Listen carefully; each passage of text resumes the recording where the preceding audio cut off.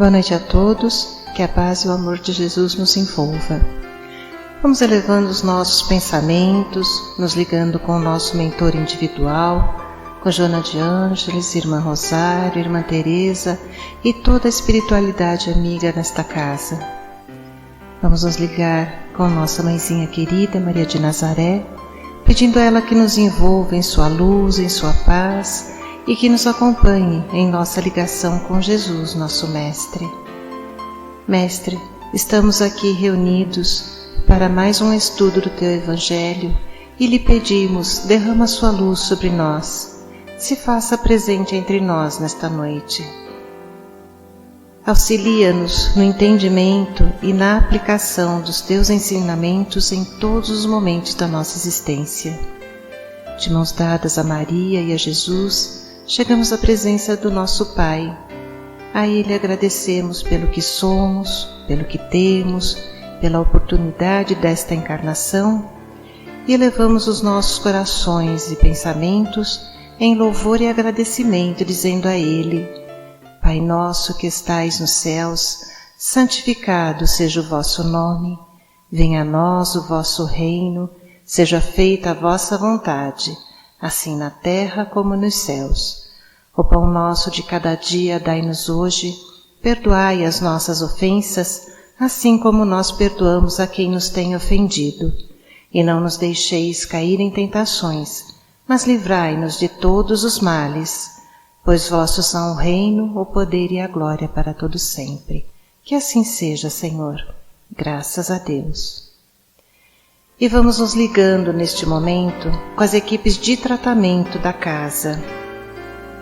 Vamos pedir a luz branca do Cristo sendo projetada sobre todos os nossos assistidos, para que eles recebam dessa maneira a luz, a paz e uma harmonização. Vamos nos ligar com as equipes de P2 e pedir a projeção da luz azul em todo o sistema nervoso central dos nossos assistidos, trazendo o equilíbrio e a força para esses centros de força. Vamos nos ligar com as equipes de CH, pedindo a projeção da luz rosa no cardíaco dos nossos assistidos, para que a confiança, a fé e a esperança se fortaleçam em cada um deles. Nos ligamos nesse momento com as equipes de P3B e pedimos a projeção da luz branca do Cristo, da luz azul, na mente e no coração de cada assistido. Vamos pedir também que sejam feitos todos os cortes de ligação que se fizer necessário e que essas energias sejam levadas para o astral para o melhor tratamento. Vamos pedir a projeção da luz azul que vai envolver o sistema nervoso central, periférico e neurovegetativo. Um rosa claro no cardíaco para aumentar os bons sentimentos, um amarelo claro no frontal para fortalecer os pensamentos positivos, a confiança e a ligação com o mentor individual, e uma cúpula rosa clara vibrante da cabeça aos pés para que o tratamento permaneça até quando for necessário. Aos assistidos de saúde, vamos pedir a projeção das cores do arco-íris, que eles fiquem envolvidos numa cúpula protetora até quando for necessário. Que assim seja, Senhor. Graças a Deus. Convidamos a todos para que assistam neste momento à palestra que será posta no ar. Que assim seja. Boa noite a todos. Nunca demais. Feliz ano novo a todos. Vamos então nos relaxando. Sejam muito bem-vindos a esta casa de paz, de amor, de harmonia e de acolhimento. Vamos nos ligando com o plano espiritual. Primeiramente, com o nosso anjo da guarda, com o nosso mentor individual, este anjo que Deus nos enviou para sempre nos proteger durante todas as nossas vidas, nos intuindo, nos auxiliando e nos amparando.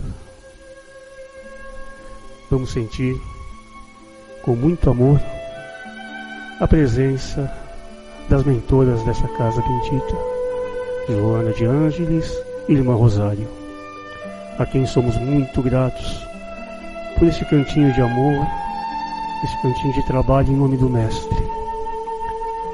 E junto delas, aqui também já estão presentes as nossas queridas freirinhas, também nos auxiliando nos trabalhos desta noite. Vamos sentir em nossos corações a presença de Maria de Nazaré, a Mãe de Jesus, a Mãe de todos nós, a quem somos gratos por todo esse amor, por todo o carinho que ela tem nos dado, está sempre junto a nós.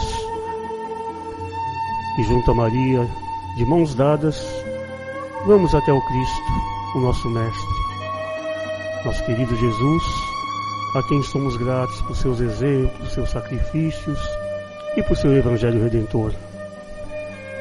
E junto a Ele, pedimos que nos conduza à presença do nosso Pai querido, nosso Pai Criador, a este Pai de amor que está sempre, sempre ao nosso lado. E assim, Pai, pedimos permissão para iniciar os trabalhos desta noite com a prece que seu Filho nos deixou. Pai nosso que estais nos céus, santificado seja o vosso nome. Venha a nós o vosso reino, seja feita a vossa vontade, assim na terra como nos céus. O pão nosso de cada dia nos dai hoje, perdoai as nossas ofensas, assim como nós perdoamos a quem nos tem ofendido. E não nos deixeis cair em tentações, mas livrai-nos de todo o mal. Que assim seja. Vamos receber com muito carinho nosso palestrante, Vanderlei.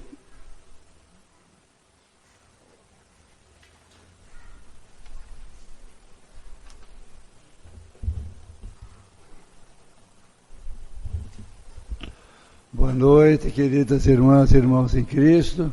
Que seu amor nos envolva e que suas bênçãos se derramem sobre nós.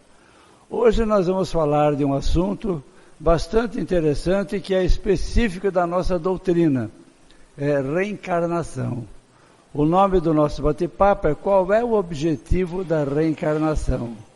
E muita gente diz assim, puxa, mas foi Kardec que inventou a reencarnação. Isso não é verdade, porque Kardec fundou o Espiritismo há 163 anos atrás.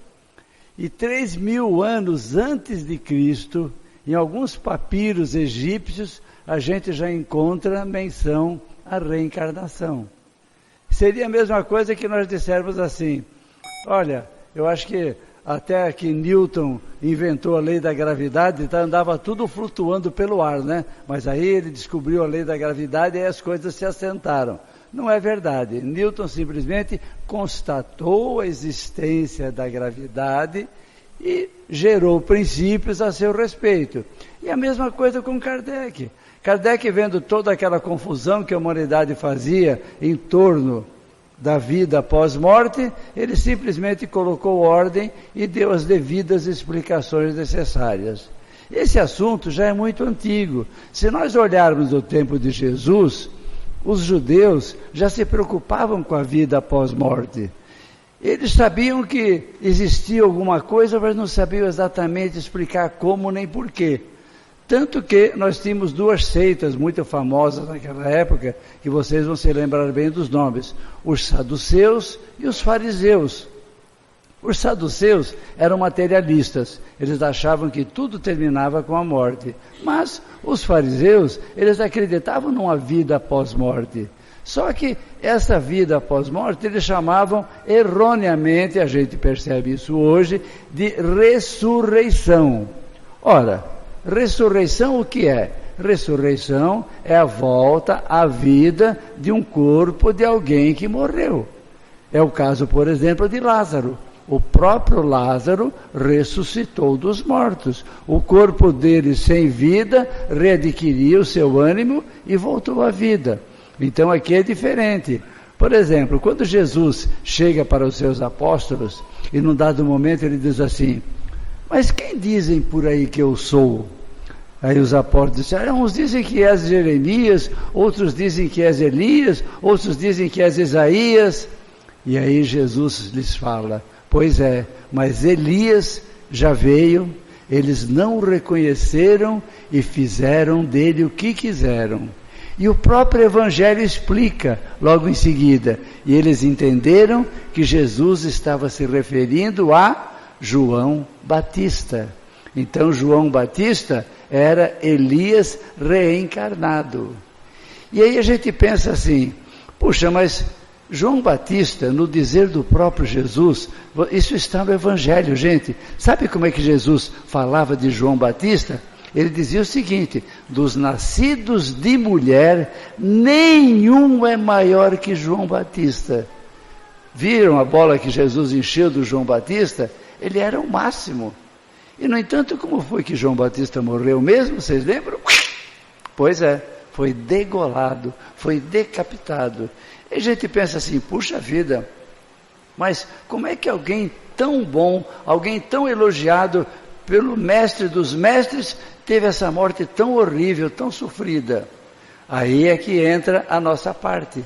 Nós precisamos olhar quem foi João Batista quando ele era Elias. João Batista viveu sob a forma de Elias mais ou menos uns 400 a 500 anos antes de Cristo.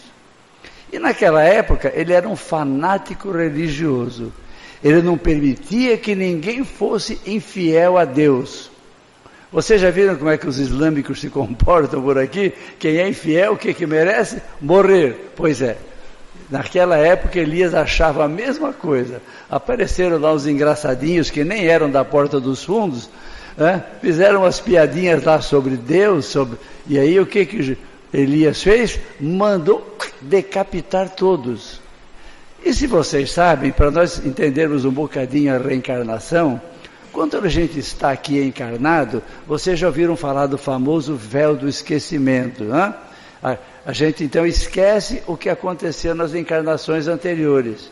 Mas quando a gente passa para o lado de lá, quando a gente desencarna, esse véu do esquecimento é retirado, para que a gente analise tudo o que a gente fez ou não fez, ou deixou de fazer, ou fez errado nas encarnações anteriores.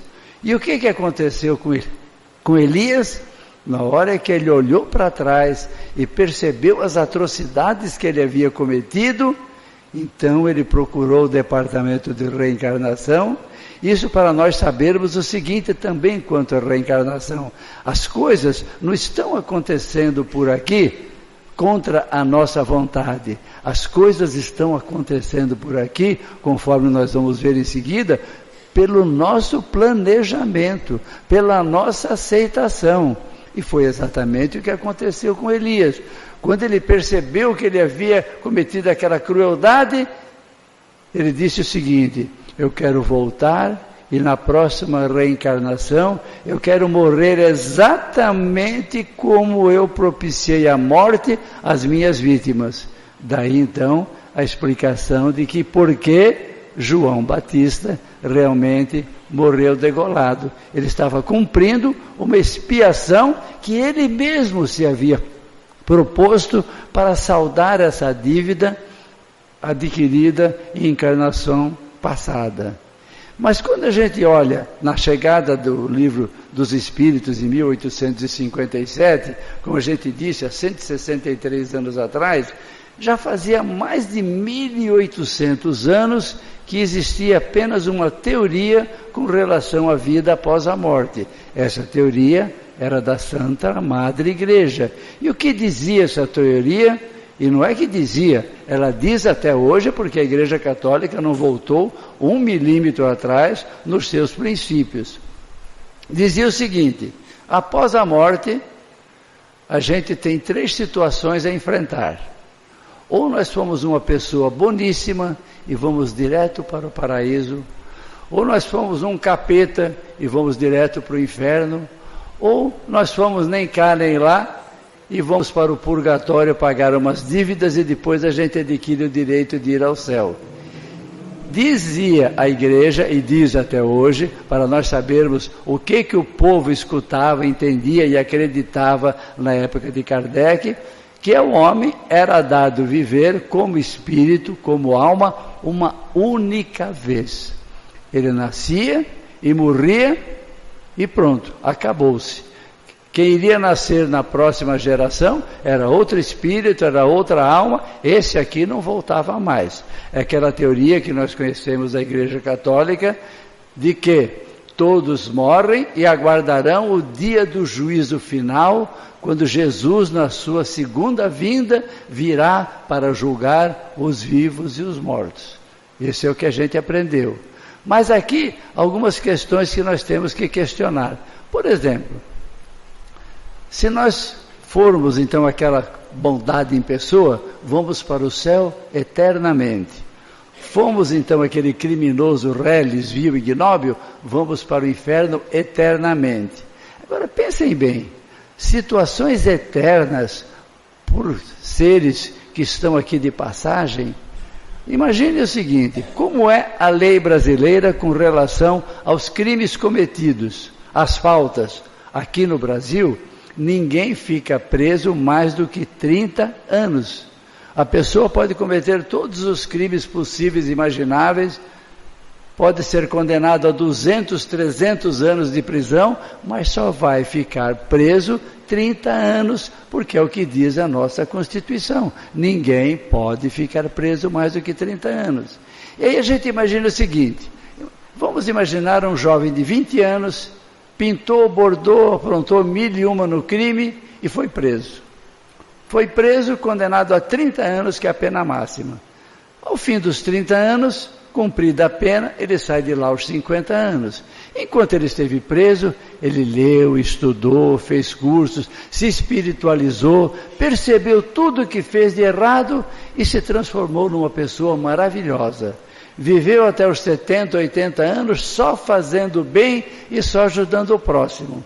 Por tudo que ele fez depois desses 50 anos, ele foi diretamente para onde? Para o céu. Aí eu faria a seguinte questão para vocês. Se o ser humano, que é imperfeito, que é injusto, que é cruel, que faz tudo errado, dá ao seu próximo uma segunda chance de recuperação, como é que Deus, que é a bondade, é a justiça, é a própria misericórdia em pessoa, condena alguém ao inferno eternamente, sem uma segunda chance? Dá para a gente acreditar na justiça divina, nesses termos, sem nenhuma misericórdia? É algo a ser pensado. E eu ainda jogaria uma outra questão para vocês. Vamos imaginar que uma mãe, pessoa boa, daquele jeito que a gente sabe que iria direto para o céu, e foi para o céu e lá estará eternamente. O filho dela, assim que ela morreu, se revoltou, virou um bandido, matou meio mundo e foi direto para o inferno. Aí eu perguntaria para todas as mamães aqui presentes, alguma de vocês se sentiria no paraíso se você soubesse que o seu filho estava eternamente no inferno? Que raio de paraíso é esse? Lógico que não existe essa situação, não é mesmo? Então alguma coisa não estava pegando bem. Mesmo porque nós temos que entender algumas situações em que não dá para a pessoa fazer absolutamente nada nesta vida que justifique o céu, o inferno ou o purgatório. Aquelas pessoas que nascem e têm uma vida simplesmente vegetativa, tem morte cerebral, não tem contato nenhum com o mundo. Para onde vão esses? Ele nunca fez o bem, nunca fez o mal, nunca fez nada, estava totalmente impossibilitado. E aí a gente pergunta, mas e por que Deus permite que esse leve essa vida vegetativa e outros levem uma vida melhor? Por exemplo, eu tenho um filho que hoje tem 45 anos. Há 45 anos atrás, quando meu filho nasceu, em algum lugar bem miserável, nasceu uma outra criança, igualzinho a ele. O meu filho nasceu num bom lar, teve uma boa família, frequentou boas escolas, hoje é médico e é uma pessoa realizada. Aquele outro menino que nasceu naquele meio tão inóspito, de banditismo e coisa que valha, ele nunca soube de nada, a não ser que ele só conseguiria alguma coisa na vida se ele tirasse, roubasse ou matasse alguém. Ninguém ensinou nada de bom para ele. Aos 15, 17 anos, no entreveiro com a polícia, foi morto e acabou-se a vida dele. Aí eu perguntaria para vocês, se Deus é justo, como é que Deus deu tudo para o meu filho e não deu nenhuma oportunidade para aquele outro jovem? Onde que está a justiça? E se os dois passam por aqui apenas uma única vez, aquele jovem estará indo injustamente para o inferno, para uma vida eterna, e ele não teve sequer a chance de conhecer um mundo melhor, de saber que existia o bem, de saber que existia a justiça. Ele não teve essa oportunidade.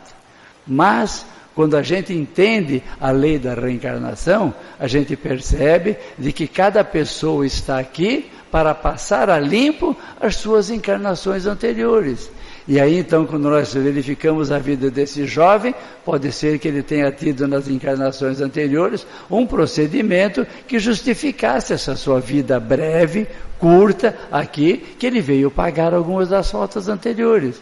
Então aí as coisas começam a ficar um bocadinho mais claras.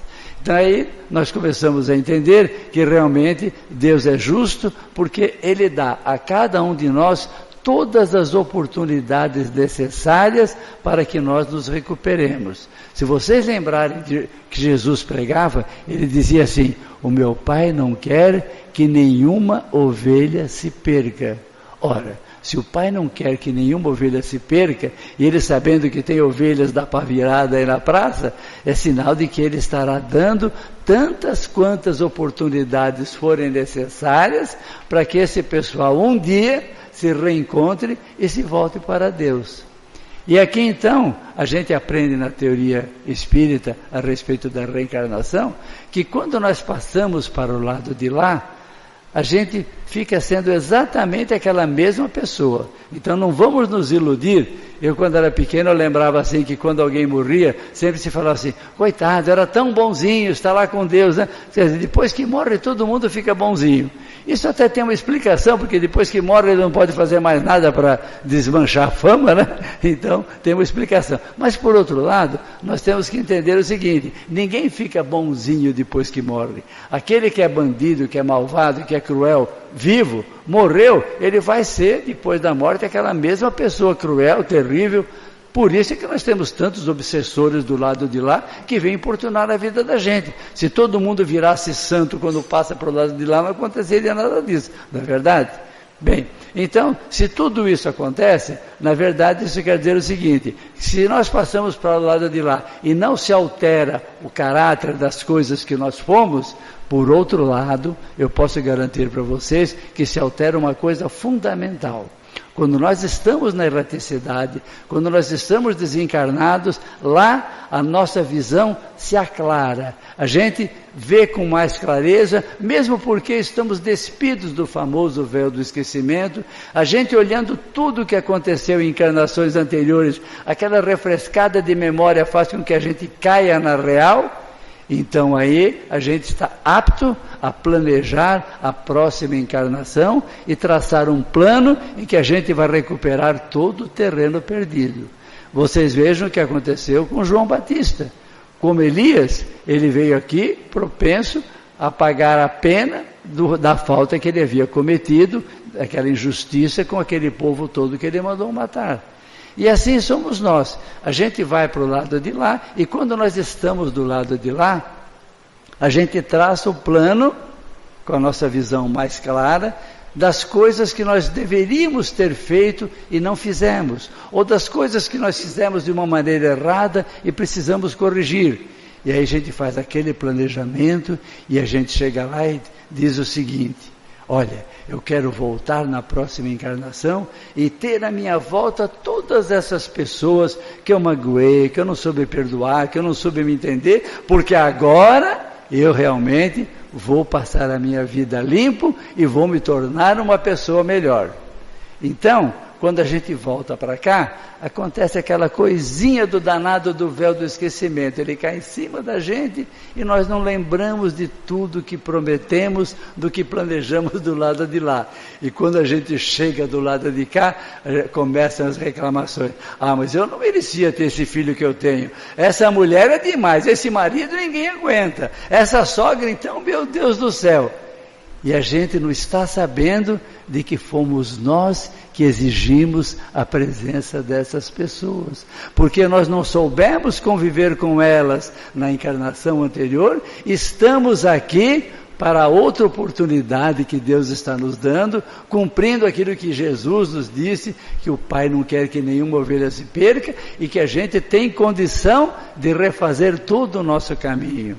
Por isso, minha gente, é importante que nós tenhamos essa consciência a respeito da nossa encarnação, de saber o seguinte: nós que estamos aqui, nós não temos esses problemas que a gente imagina que tem, do filho difícil, da sogra problemática, da esposa impossível, do marido que ninguém consegue encarar. Não, tudo isso não existe na prática. Mas então essas pessoas não existem? Existem, e elas não fazem nada disso que eu estou dizendo? Fazem. Mas então como é que é essa história? Não, essa história é a seguinte: essas pessoas estão fazendo exatamente aquilo que você precisa encarar para se tornar uma pessoa melhor. Nós temos que saber do seguinte: a cada nova encarnação que Deus nos dá uma oportunidade, Ele não nos oferece obstáculos, Ele não nos oferece problemas. Vocês sabem o que Deus dá para nós a cada encarnação? Oportunidades. E a gente não sabe reconhecer as oportunidades que Ele nos dá. Porque aquele filho difícil que a gente acha que é o fim do mundo, que já está achando que a porta de casa, a porta da rua, a serventia da casa, é esse que nós precisamos trazer de volta, com todo amor, com toda a paciência, com toda a atenção, para fazer dele uma pessoa melhor. Essa é a nossa missão. Não é para nós reclamarmos dos problemas que estão aparecendo, é para nós agradecermos a Deus de que cada um deles representa um degrau. Nós viemos aqui para progredir. Jesus disse assim: sede perfeitos como é perfeito o meu Pai que está nos céus. E essa perfeição a gente alcança num único lugar em todo o universo, pelo menos a nossa humanidade. Não sabemos das outras que tem por aí, né? Mas a nossa é só no planeta Terra. Quando a gente sai daqui, a gente estaciona. Quando nós reencarnamos, a gente volta exatamente no ponto em que a gente havia parado na encarnação anterior. Ah, mas espera lá, então do lado de lá não tem progresso? Não esse tipo de progresso que nós precisamos, porque o progresso só é dado a quem frequenta este planeta escola. É só aqui que você realmente consegue galgar degraus de aperfeiçoamento. Do lado de lá, a sua inteligência se aflora, você traça planos, mas tudo isso você vai executar aonde? Na volta do planeta Terra. Agora, um dado muito importante com a questão da reencarnação, minha gente. Se aqui é um planeta escola, o que quer dizer? Quer dizer que nós estamos aqui sujeitos a passar de ano, não é verdade? E quando a gente vai na escola, a gente repete de ano, o que acontece? A gente vai lá, se matricula novamente e faz aquele curso totalmente de novo, não é verdade? E a reencarnação nesse planeta escola é assim também? Mais ou menos, não chega a ser exatamente assim. E eu vou chamar a atenção de vocês para uma coisa muito importante. Vocês lembram que eu disse que Elias foi João Batista 400 anos antes? Ora, se 400 anos antes Elias demorou 400 anos para reencarnar e tinha lá meia dúzia de gato pingado na humanidade naquela época, vocês imaginem hoje que nós somos 7 bilhões e meio, ou 8, sei lá, né? Então o que acontece? Acontece que nós não temos uma volta garantida à matrícula no exercício seguinte. Por isso é que nós devemos ser muito gratos a Deus pela reencarnação que Ele nos dá a cada vez que nós estamos aqui. Quando nós fazemos orações em casa ou no centro, a gente diz assim: agradeço a Deus o privilégio de estar aqui encarnado. Sabe por que é um privilégio? Porque a espiritualidade nos informa que aqui em volta, na crosta terrestre, tem mais ou menos uns 30 bilhões de espíritos aguardando uma vezinha para reencarnar. 30 bilhões é exatamente 4 vezes a nossa soma. Se todos nós fizéssemos o favor de morrermos juntinhos, secos e arreganhados amanhã cedo, nós abriríamos apenas 1/4 das vagas disponíveis. Os outros 3/4 ficariam aguardando sabe-se lá quanto tempo. Por isso, aproveitemos esta oportunidade como se ela fosse a última, e se ela não é a última, que como se ela fosse a única, porque é a chance que nós temos de progredir, de evoluir e subir aqueles degraus que Deus nos oferece. Daí a razão de que nós reclamemos menos e trabalhemos mais. A gente aceitemos com mais empenho todas as coisas que estão à nossa volta, sem reclamações, porque é esse empenho que a gente vai fazer é que vai nos trazer o progresso. Por isso que Jesus disse: sede perfeitos como é perfeito meu Pai que está nos céus, porque ele foi muito claro: eu e o Pai somos apenas um. Então, ele pede que nós sejamos perfeitos para que realmente nós sejamos atendidos pelo Pai. Quando ele diz eu e o Pai somos apenas um, ele não está querendo se vangloriar de ser chegado lá ao Pai. Ele está querendo dizer que eu e o Pai somos apenas um, porque tudo aquilo que eu trouxe para dizer a vocês foi o Pai que me transmitiu. Se vocês olharem no Evangelho de João, no capítulo 1, que é o mais importante, onde ele começa a contar toda a história, no versículo 14 ele fala assim: e o verbo se fez carne e habitou entre nós. E o que é o verbo? O verbo é a palavra de Deus que tomou uma forma humana. Essa forma humana foi Jesus. Porque Deus, se dirigisse a sua palavra diretamente a nós, era de uma magnitude tão grande que nós não suportaríamos. Então, na sua sapiência eterna, ele transformou a sua palavra num ser humano como Jesus. E ele veio nos transmitir os seus ensinamentos de boca para ouvido, de um ser humano para o outro. Por isso é que a sua doutrina é tão perfeita e 2000 anos depois ninguém tem que acrescentar nada a ela, porque ela supre todas as lacunas do nosso aprendizado, do nosso crescimento. Só que nós realmente devemos estar aqui sempre crescendo, sempre evoluindo e não estacionando. Nós não podemos simplesmente... Tem gente que fala assim: mas essa encarnação aqui está pesadona, viu? Sabe o que eu vou fazer? Eu vou encostar meu burro aqui na sombra, vou esperar essa banda passar e depois, na próxima, eu vejo o que dá para fazer. Pois é. E a próxima? Sabe-se lá quando é que é? Nessa questão aí dessa fila tremenda que nós temos que encarar. Não, gente, é para aproveitar e já, agora, nesse momento. Por isso é que os ensinamentos de Jesus acabam sendo tão importantes. Por isso que ele nos prega o seu maior ensinamento, qual é? A caridade. A caridade é que abre o nosso caminho para que nós nos elevemos até os céus.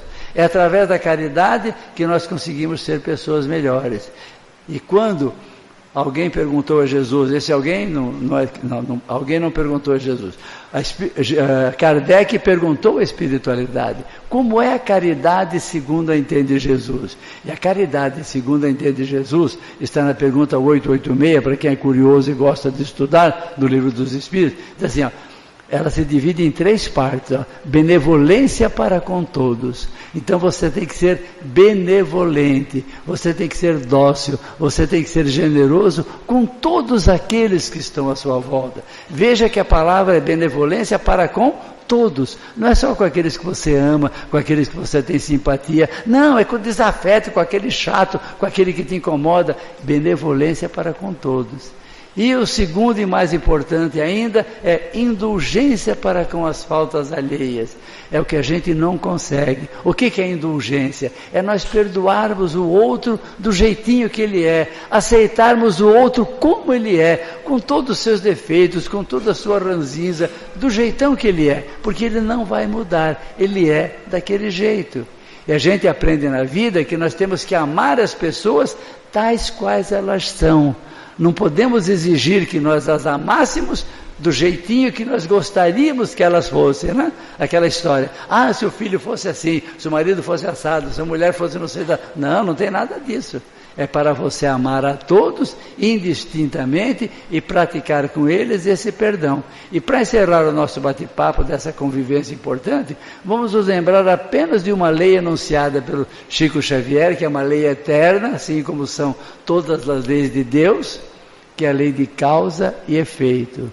Se nós realmente soubermos perdoar, se nós soubermos tolerar, se nós soubermos ter paciência com todos aqueles que estão à nossa volta, vamos nos lembrar do que nos disse o Chico. Olha, você é livre para semear tudo que você quiser, aonde que você quiser, do jeito que você quiser. Mas presta atenção, a colheita é obrigatória e é só sua. Então, se você semeia perdão, se você semeia generosidade, se você semeia doçura, se você semeia afabilidade, na hora que você enfiar o pé na jaca, na hora que você aborrecer a paciência de alguém, o que vai acontecer? Quando isso aconteceu deles para você, você foi generoso, eles serão generosos com você também. E com isso nós vamos conquistar o quê? A paz. Que coisa melhor nós queremos na nossa convivência, seja no ambiente familiar, profissional, social, seja lá onde for. A melhor coisa do mundo não é viver em paz? Pois é, mas para viver em paz, nós realmente temos que ser tolerantes, temos que saber perdoar e temos que ser indulgentes com as faltas alheias. Então, gente, era esse recadinho da nossa liçãozinha aqui sobre reencarnação, e que Jesus nos abençoe a todos e nos inspire no seu caminho. Muito obrigado.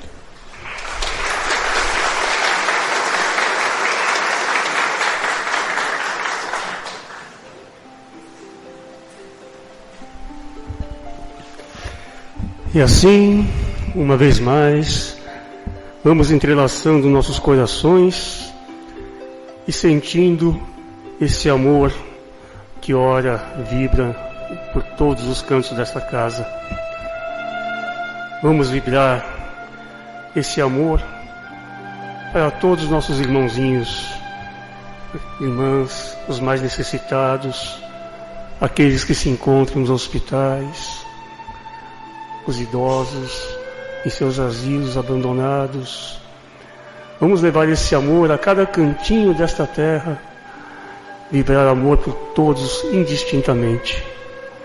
Vibremos muito amor para os nossos governantes aqui da terra, que possam eles governar para o bem coletivo, que eles respeitem o meio ambiente, os nossos animais, as florestas, matas, oceanos. Vamos vibrar sempre pelos nossos governantes, para que sejam totalmente amorosos com esse nosso planeta, esse planeta Terra que Deus nos ofertou, e que nosso Mestre Jesus é o nosso eterno governador e Mestre de luz. E assim, Pai, pedimos que nos envolva com muito amor, em especial as nossas crianças, aquelas crianças que hoje estão sob os cuidados nossos, que possamos dar a elas a educação perfeita, que possamos transmitir o amor do Cristo a elas, pois elas serão os futuros governantes deste planeta querido. E assim, uma vez mais, Pai, obrigado por mais este dia de aprendizado, de muito amor, e rogamos com muita humildade que nos abençoe, que forneça a todos nós um abençoado 2020, com muita saúde, muita paz espiritual. Que assim seja, graças a Deus.